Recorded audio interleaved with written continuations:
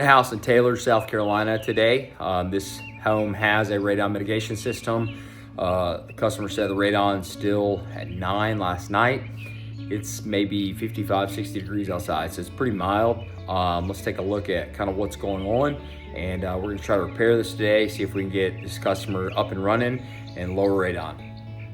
Okay, when you come into this house, it's a basement home. Basement's like the main floor, and then it's got a floor above us.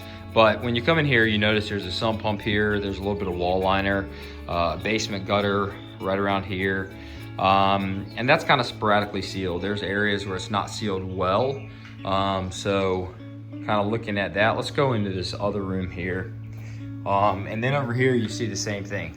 So why is that important? Well, this could have some higher levels of porosity along this drain here. So if water, especially if water has eroded over time, or if there's an actual basement gutter here, or maybe even a French drain, there could be pathways around these sumps that are potentially collecting soil gas spilling into the home. Let's take a look at where the other radon company put in a system. Okay, so this is the radon vent pipe here. It's kind of right in the middle of the home.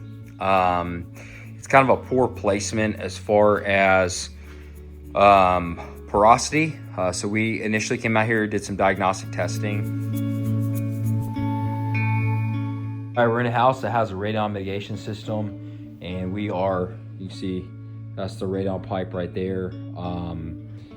We're like 7-8 feet away from this thing, and positive 0.5. So why do we still have high radon in this home? Well, we don't have any suction on the slab. Again, no vacuum on the sub slab, no PFE. So we've got to affect that, and if we can affect that, then we might be able to lower the radon in this home. So why is this system not affecting the home? Well, it's really dense underneath this slab. So that's not saying we don't need to create suction on all of this floor. I just think there are probably areas that have higher porosity that would be a better fit for this home. Let's take and explore that a little bit more. All right, so what we did is we cut this pipe off right here. This continued to the sump, but we cut it off right here because there's sand and gravel around this sump. And what we're gonna do is we're gonna trap this below our suction pit. So here's the trap that we've created. Below we have a ping pong ball.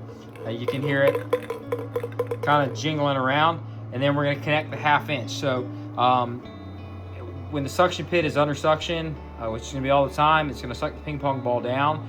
When this fills up with water, it's going to float, allowing water to drain into the vent pipe here.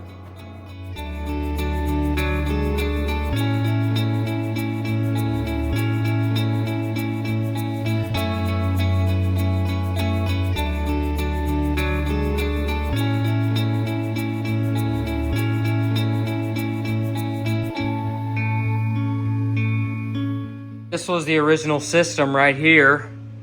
We have added a suction pit over here. That got crazy, really crazy. I'll show you some pictures of that here in a second. I mean, it was wild. We had to cut things out and reroute things. There was a drain that terminated shy of the sump basin, and we had to cut it through the sump basin so we could trap it, so we could stop it from leaking air. The system out in the garage, you can see we added on. This is, again, both areas are out here in this garage, and we took and we added onto the system over near this sump pump as well.